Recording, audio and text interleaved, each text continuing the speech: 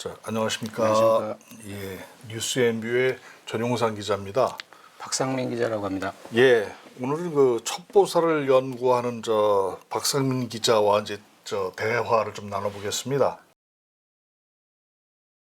그럼 그 정평여에 관해서 좀 이야기 좀 해주시죠, 오늘은. 예, 정평여라는 여성 스파이는 사실은 활동 기간은 얼마 길지는 않습니다. 네. 하지만 우리가 여러분들도 잘 아시는 것처럼 2007년에 대만 감독이죠. 그렇죠. 대만 감독이 이안 감독이라고 예, 하는 예. 헐리우드에서 활동하는 아주 유명한 감독이 예, 새끼라고 하는 영화를 통해서 그랬죠. 소개한 인물인 그렇게 네. 해서 굉장히 유명해진 인물이죠. 아주 스파이 활동은 사실 짧습니다. 그래요. 그 정평여가 1918년에 태어났다고 해요. 예, 그렇습니다. 예, 그래서 그러니까 1930년대에 그 중일 전쟁기에 이제 그 스파이 활동을 잠깐 한 것 같은데 그와 관련해서 좀 이제 이야기를 좀 한번 쭉 예, 풀어주시죠. 정평여의 개괄적으로 설명을 드리면은 예. 국민당 안에 정보 조직이 있었습니다. 아, 중앙집행위원회 조사통계국에서 짧게 해서 중통이라고 부르는 그 정보견이 있었고 그 안에 소속됐던 첩보원입니다. 예, 절강성 난계에서 태어났고요. 예, 예. 정평여라는 인물을 알려면 이제 아버지를 조금 알아야 되는데 예. 아버지가 정월이라는 분이 계세요. 예. 그 정월이라는 분이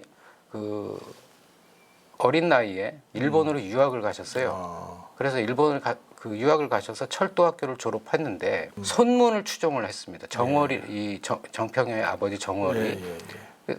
그래서 일본에서 철도학교를 졸업하고 법정대학 법학과를 들어가게 됩니다. 아, 그리고 그 법학과에 들어가서 그 손문을 추종하는 세력들과 함께 중국 동맹회라고 하는 친손문 모임을 만들어서 활동을 하게 됩니다. 여기서 어머니가 정평여 어머니 일본 분이신데 일본의 아버지가 유학하는 동안 이제 어머니 기무라 하나라는 분을 만나게 돼가지고 여기서 결혼을 해서 1916년 귀국을 했습니다. 아버지가 강소성 고등법원에서 수석 검찰관을 지내셨던 분이에요. 이제 그런 집안 내력을 갖고 있습니다. 청소년기에는 이제 그 상해에 있는 명광 중학 고등부에 다니게 되는데요. 예. 근데 여기서 조금 일각에서 주장하는 부분이 굉장히 특별한 부분이 있는데 예. 명광 중학교의 이사장이 이후에 정평여가 공작 대상으로 삼는 정묵춘이라는 인물이 있거든요. 정묵춘이 그 학교의 이사장이었다. 아, 그래서 접근이 수월했다. 예, 이렇게 평가하는 사람들도 있습니다. 그리고 뭐 이 정평여 같은 경우는 그 아주 빼어난 그 미모로 해서 뭐 잡지. 예, 당시에 상해에서 유명한 화보 잡지였어요. 예. 좋은 친구라고 하는 화보 잡지가 있었는데 그 화보 잡지의 표지 모델 뭐 이런 것으로 활동할 정도로 미모로서는 아주 탁월한 그런 외모를 가지고 있었습니다. 그래요. 근데 뭐 지금 그러면 이 정평여가 그 정보기관에 어떻게 해서 들어가게 됐는지는 아직 그렇게 알려지지 않은 것 같아요. 예, 이것은 정확하게 밝혀지지는 않았는데요. 예. 근데 방금 말씀드렸던 대로 정평여의 아버지가 정월이라는 분이 손문의 추종자였다고 말씀드렸잖아요. 그리고 국민당 쪽에서 상당한 인맥을 갖고 있었던 것으로 추정이 돼요. 그래서 아버지를 통해서 아버지의 인맥을 통해서 중통에 포섭이 된 것이 아닌가 하는 게 이제 제 추측입니다. 예, 그런 사례가 또 있었는데요. 예. 보통 시청자분들도 아마 아실 거예요. 안나 체프만이라고 예. 미국에서 활동하다 붙잡혀서 러시아로 추방됐던 여성 스파이가 있었거든요. 2010년 초에 안나 체프만 같은 경우에도 아버지가 사실은 KGB 출신이에요. 그래서 아버지의 친구들, 아버지를 통해서 약간의 스파이 활동을 한 것이 아닌가 이렇게 추정이 돼요. 정평여도 이제 그래요. 그런 사례라고 저는 추정하고 있습니다.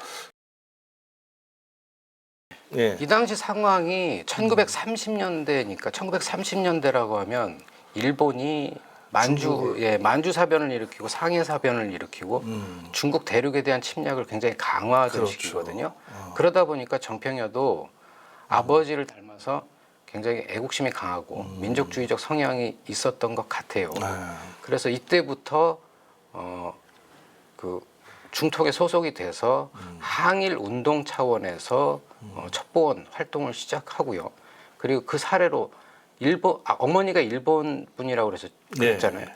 그러다 보니까 일본어를 잘하는데 그 첫 번째 공작 대상이 바로 일본 총리의 아들. 그 당시에 고노에 후미마루라고 하는 총리가 있었어요. 근데 그 도조 히데키 이전의 총리인데 고노에 후미마루 총리의 아들 후미타카가 중국에 있었는데 후미타카에게 접근을 해서 친분을 쌓습니다. 그런데 1939년 6월 정도에 후미마루 총리에 대한 암살 사건이 발생을 해요. 암살 미수 사건이에요. 미수 사건이 발생을 해서 이때 일본 정부에서 요인들을 보호하기 위해서 후미타카를 급히 일본으로 송환을 합니다. 버리는 거죠. 본국으로. 공작이 거기서 1차적으로 실패를 하죠. 첫 번째 공작은 뭐 이건 실패라고 하기보다는 좀 뭐 운이 없었죠. 예, 그냥 진행이 안 된 거죠. 진행이 하다가 망한 거죠. 그렇게 1차적으로 정평여의 1차 공작을 일단 실패를 합니다. 예. 그랬다가 이제 그 다음에 본격적인 예. 게 그러다가 얼마 안 돼서 8월쯤에 국민당의 장개석과 또 다른 실력자 왕징웨이라고 하는 사람이 있었죠.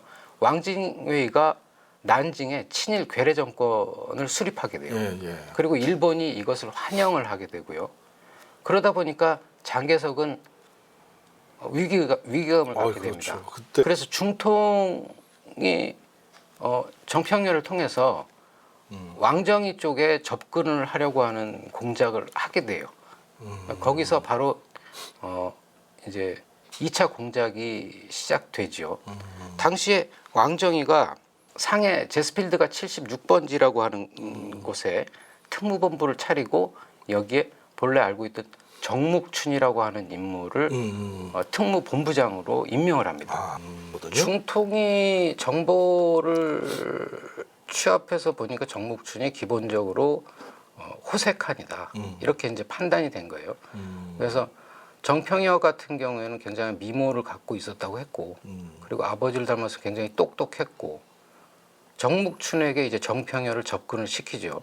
근데 정묵춘 같은 경우에는 또 호색한이다 보니까 미인을 좋아하고 그 정평여의 미인계에 그대로 넘어오게 됩니다. 영화에서도 보면 거의 같이 살다시피 하는 이제 그런 관계로 발전을 하지요. 그렇게 해서 1차적으로 접근 공작은 성공을 하지요. 근데 그때 이제 암살하라고 했었는데 암살을 못한 거죠. 예, 어느 정도 관계가 깊숙해지고 사실은 이 공작 자체는 그다지 길게 긴 시간 걸린 게 아니죠. 걸리진 않았어요. 정묵춘이 워낙에 호색한이다 보니까 금방 빠져들었고 그것을 중통이 간파하고 그러면 암살을 해라, 살해를 해라라고 이제 지시를 하게 되죠. 그래서 1939년 12월 21일에 시베리아 상점이라고 하는 상점으로 정묵춘을 유인하게 됩니다. 이 상점에서 정묵춘을 살해하려고 준비를 하고 있다가 정묵춘도 특무본부 본부장인데 그러니까 뭐 이제 말 그대로 조사하면 다 나오는 건데. 예, 맞습니다. 정묵춘이 오히려 정평여와 그 친구들의 뒤를 캤어요. 결국에는 정평여 중통 첩보단이 정묵춘의 첩보망에 걸려들게 되죠. 그래서 암살은 결국 실패하게 됩니다. 암살은 실패하고 정평여와 친구들은 같은 동지들이죠. 동지들은 체포돼서 감옥에 갇히게 되고 이제 그런 과정을 거치게 됩니다. 처음에는 정평여도 석방을 시켜줬어요. 정복춘이. 석방을 시켜줬다가 네. 남진 정부 내에서 그건 특혜다. 왜 그 여자에 대해서 그렇게 그 감정을 갖느냐 비난을 많이 했어요. 그래서 다시 이제 정평여를 그 구속을 시키고 그리고 나서 그 다음에 1940년 2월에 이제 총사령에 처하죠. 예. 그렇게 해서 상해 쪽에서 예 상해 외곽으로 끌고 가서 총사령을 시킵니다. 이때 나이가 정평의 나이가 22살이었어요. 그렇게 이제 생을 마감하게 되죠. 예. 아까 이제 말씀하셨던 부분은 이제 이 정평여가 소속됐던 그 중앙위 조사통계국 중통 네. 이게 지금 그렇다면은 현재 그 네. 대만의 그 첩보 기관의 어떤 출발이냐 뭐 이런 부분인 거거든요. 네. 그 정평여가 활동했던 중통이 지금도 대만에 있어요. 예. 그런데 이름은 바꿔서 그런 거죠. 그 말씀을 드리기 전에 먼저 이제 대만의 정보 체계를 간단하게 말씀을 제가 말씀 좀 드릴게요. 해주시죠. 대만 같은 경우에는 우리하고 좀 다른데 국내, 국외, 그다음에 군사 이렇게 3개 파트가 아주 명확하게 구분이 돼 있어요. 우리 서로? 같은 경우에는 물론 문재인 정부에서 국정원에서 국내 정보를 빼고 대공수사를 경찰로 이관하고 했기 때문에 이제부터는 국내, 해외 군사가 이제 나눠져서 활동을 하게 되지만 대만은 이전부터 그렇게 활동을 했거든요. 그랬군요. 그래서 가장 먼저 어느 나라나 정보기관 중에서 제일 우위에 있는 기관은 대외기관이에요. 외교가 그만큼 중요하다는 그렇죠. 얘기거든요. 대만도 국외를 담당하는 국가안전국 NSB라고 하는 조직이 제일 상위에 있는 조직이에요. 다만 가장 역사가 짧고 1967년 그 국가안전회의 그러니까 우리로 따지면 NSC죠. 그렇죠. NSC의 사무국으로 출발을 했었거든요. 처음에 출발했을 예, 때는 그냥 정보기관이 아니고 사무국 형태로 출발을 했어요. 그러다가 1994년에 국가안전법이 그 제정이 되면서 국가안전국 NSB로 이제 정착이 됐죠. 그리고 두 번째로 국내를 담당하는 기관이 있는데 법무부 조사국이에요. 그런데 이 기관이 부가 다르네요, 다. 예. 국내와 해외를 나눠서 아예 나눠서 구분해서 원래 이렇게 해야 돼요. 우리가 그동안 너무 국정원에 많은 권한을 주고 원래 있었던 이제 거죠. 중앙정보부로 우리는 출발을 했으니까. 예, FBI처럼 이제 그렇게 활동을 했죠. 대외보다는 국내에 많이 집중을 했었죠. 대만에서도 국내 파트 같은 경우는 법무조사국이라는 부서가 따로 있어요. 근데 요게 이제 바로 정평여가 활동했던 그 중통의 명맥을 이어서 대만에서 현재 국내 그 방첩 이 부분을 집중적으로 담당을 하고 있죠. 그리고 또 하나 중요한 파트가 군사, 국방부 내 군사정보국이라는 곳이 있습니다. MIB라고 해서 바로 이 조직도 굉장히 유명한 조직이에요. 사실은 그 나중에 제가 차차 말씀드릴 기회가 아마 있을 건데 요건 역시도 우리가 국내 정평여의 조직을 중통이라고 했잖아요. 예. 근데 이 군사정보기관은 과거에 군통이라고 했어요. 왜냐하면 중앙위 군사위원회 조사통계국 이제 이렇게 긴 이름을 가지고 있었기 때문에 여기를 군통이라고 줄여서 불렀던 조직이 있거든요. 이 조직이 대만으로 넘어와서 이제 국방부의 군사정보국 MIB 이렇게 지금 정비가 돼 있는 상태입니다. 우리 박상민 기자는 이 아주 그 첩보전과 이 스파이 쪽에 관해서 아주 상당히 많은 그 연구를 하셨어요. 또 이렇게 책도 쓰시고. 네, 책은 이제 그 흥미가 있어서 좀 보다 보니까 책까지 쓰게 됐습니다. 그래요. 앞으로 이런 부분과 관련해서 조금 더 뭐 재미있게 이야기를 할 수 있을 것 같습니다.